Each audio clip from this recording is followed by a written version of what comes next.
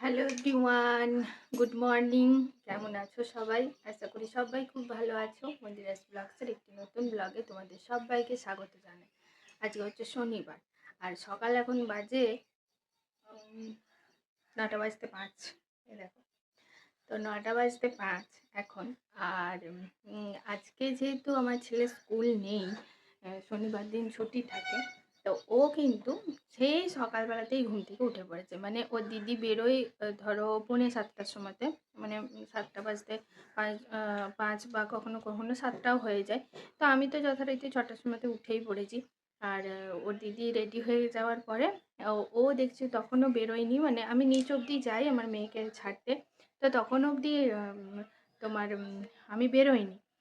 তো আমার ছেলেও ঘুম থেকে উঠে পড়েছে, মানে 6:45টায় উঠে পড়েছে। মানে রেগুলার একটা উঠে, তো তো এত বললাম যে ঘুমিয়ে পড় ঘুমিয়ে পড়, কিন্তু কোনো কথা শোনার দিকে নেই। উঠে পড়েছে, খাওয়ানো কমপ্লিট হয়ে গেছে, তারপর টিভিটা চলেছে। আর যেহেতু আজকে খুব একটা বিশেষ কিছু রান্না করব না, তো সে কারণের জন্যই তোমার ভাবলাম যে একটু ঘরগুলো একটু ঝুলটুল হয়ে গেছে, তো সেগুলো একটু ঝাড়ি। এইটা যেহেতু তোমার এই রুমটা যেহেতু তোমার এই তো সবে সবে সমস্ত কিছু হয়েছে, তো ওই জন্য এই রুমটায় রঙগুলো আছে, তাও কোনো অসুবিধা হচ্ছে না। মানে ঝুলটুল সেরকম হয়নি, কিন্তু পাশের রুমটায় না প্রচণ্ড ঝুল হয়েছে।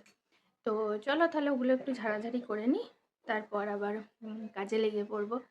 তো চলো যাই এখন ঝুল ঝাড়তে, তোমরাও আমার সাথে থেকো। চলে এসেছি ঝুল ছাড়তে তোমাদেরকে সাথে নিয়ে। আর এই রান্নাঘর থেকে শুরু করলাম। রান্নাঘরে প্রচন্ড পরিমাণে ঝুল ছিল, জানো তো। মানে অনেক দিন হয়ে গেল ঝুলগুলো কিছুতেই ঝাড়া হচ্ছিল না। মানে ওই জীবনটা একরকম হয়ে গেছে, জানো তো। সকালবেলা ঘুম থেকে ওঠা, ছেলে মেয়েদের জন্য স্কুলের জন্য রেডি করা, তারপরে তোমার রান্নাবান্না করা, খাওয়া-দাওয়া, আর তারপরে আবার সেই একঘেয়েমি জীবন হয়ে দাঁড়িয়েছিল। মানে বাকি যে জিনিসগুলো আছে, তোমার ঘর পরিষ্কার করা বলো বা নানা রকম আমার নিজেরও কিছু কাজ থাকে, সেসব কোনো কিছুই হচ্ছিল না। সেই বলে না, কথায় আছে, খাড়া ভরি তোর, থোড় ভরি খাড়া, সেরকম একটা ব্যাপার হয়ে গেছিল আমার জীবনটা। তো সেখান থেকে তো বেরিয়ে আসতেই হবে বলো। তো যাই হোক, আজকে যেহেতু শনিবার, সেজন্য তোমার সকালবেলাতে ভাবলাম যে ছেলের তো আজকে স্কুল ছুটি, মেয়ে তো স্কুল চলে গেছে, শনি রবিবার ছেলের ছুটি থাকে। তাই জন্য আমি আজকে ঠিকই করে রেখেছিলাম যে যতই যাই কিছু হোক না কেন আমাকে এই কাজটা করতেই হবে। রান্না করা, খাওয়া আর ঘুমানো ছাড়া তো আর কোনো কিছু কাজ হচ্ছেই না। আর পরিষ্কার পরিচ্ছন্নতা করাটা অত্যন্ত দরকার, জানো তো। এটা আমরা মনে করি কিন্তু হয়ে ওঠে না, রেগুলারিটি মেনটেনটা করা হয়ে ওঠে না। রেগুলার যদি এগুলো করা হয় তাহলে দেখবে অতটাও মানে সম্ভব হয়, মানে অতটাও অ অপরিষ্কার হয়ে থাকে না।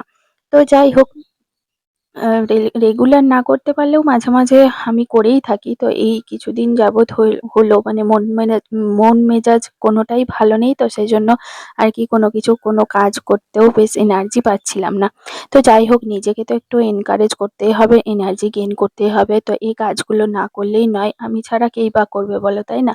আর ঘর যদি অপরিষ্কার থাকে না, আমি তখনই খেয়াল করে দেখেছি, দেখবে মনের মধ্যে নানা রকম কিছু বাসা বাঁধে। তো যাই হোক, নিজেকে পরিষ্কার রাখার সাথে সাথে বাড়ি ঘরদোর পরিষ্কার রাখলে তারপর দেখবে একটা মনে বেশ পজিটিভ এনার্জি কাজ করে। তো আমি অনেকদিন যাবতই এই ঝুল-টুলগুলো হয়েছিল, তাই ভাবলাম যে আজকে যাই হোক করে পরিষ্কার করতেই হবে। রোজই তো রান্না খাওয়া হয়, আর রান্না করতে না হয় একটু দেরিই হোক, তাতে কোনো ব্যাপার না। তাই জন্য আজকে আমি কাজে একদম সকাল সকাল লেগেই পড়েছি। তোমার ওইদিকে সমস্ত কিছু ফেলে রেখে এই কাজগুলো করছি। আর সকালবেলাতে কাজটা করে নিলে কি হয় বলো তো, এই যে দিদি আসবে একটু পরে, কাজের দিদি, তো তখন না ঝাঁটপাট দেবে।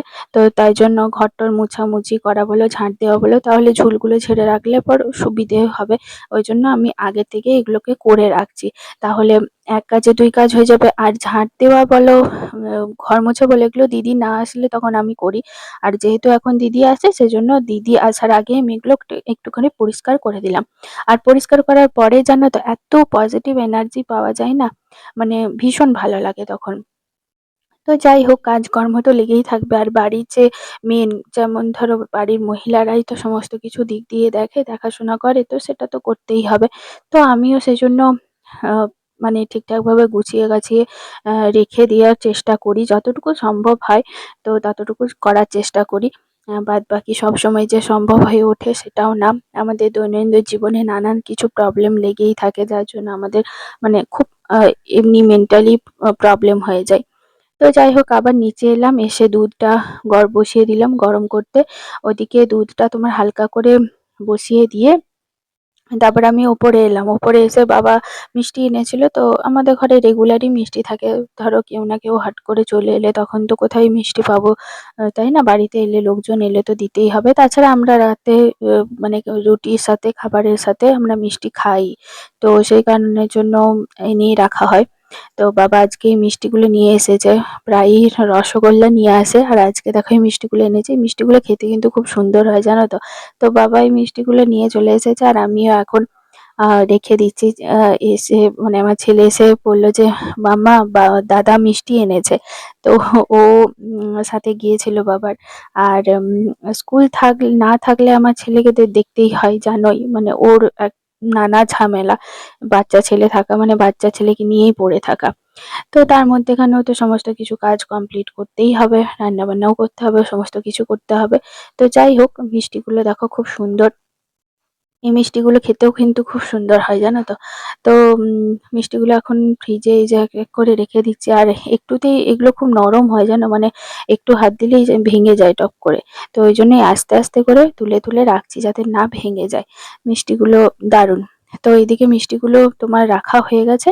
আর ওইদিকে গাছগুলোতে জল দেওয়াও হয়ে গেছে, কিন্তু আমার এই রান্নাঘরে দুটো যে গাছ আছে সেই গাছগুলোতে জল দেওয়া হয়নি।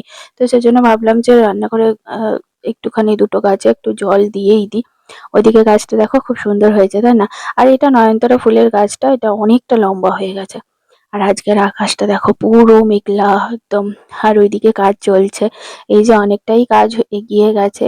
এরপর যখন তুলবে ফ্ল্যাটগুলো তখন তোমাদেরকে আবার দেখাবো, প্রতিদিনই দেখাই। আর আজকের আকাশটা দেখো পুরো মেঘলা মেঘলা ওয়েদার, ওয়েদারটা জাস্ট ওয়াও। আর বেশ ঠান্ডা ঠান্ডা হাওয়াও দিচ্ছে, জানো তো? পুরো আকাশটা দেখতে পাচ্ছ কিরকম একদম মেঘলা হয়ে আছে। তো এই হচ্ছে ব্যাপার। তোমরা যারা আমার ব্লগ দেখছো তারা যদি ভালো লাগে অবশ্যই একটা লাইক করে দিও, শেয়ার করো, কমেন্ট করো, আমাকে জানিও আমার ব্লগ তোমাদের কেমন লাগছে। আর যদি নতুন হয়ে থাকো তাহলে প্লিজ আমার চ্যানেলটাকে সাবস্ক্রাইব করে পাশে থেকো। পাশে থাকা বেল আইকনটা অবশ্যই করে ক্লিক করে রেখো, যাতে নোটিফিকেশন সবার প্রথমে তোমাদের কাছে পৌঁছে যায়। আর যারা আমার এই ভিডিও ফেসবুকে দেখছো তারা প্লিজ আমার ফেসবুক পেজটাকেও ফলো করে রেখো। আর এই যে দেখো আমার এই ৯টা ১২টা ফুলের গাছগুলো ডেইজি ফুলও অনেকে বলে। তো ফুল ফুটেছে, আর তার সাথে একটা তুলসী গাছও হয়েছে। তো আমি এটাকে আর সরাইনি, এখানেই আছে। তো যাই হোক, চলো অনেক গল্প করলাম, এবার ব্লগটা এখানেই শেষ করলাম। তোমরা সবাই ভালো থেকো, সুস্থ থেকো, পরিবারের সকলকে ভালো রেখো। দেখা হচ্ছে নেক্সট একটা ব্লগের সাথে। টাটা।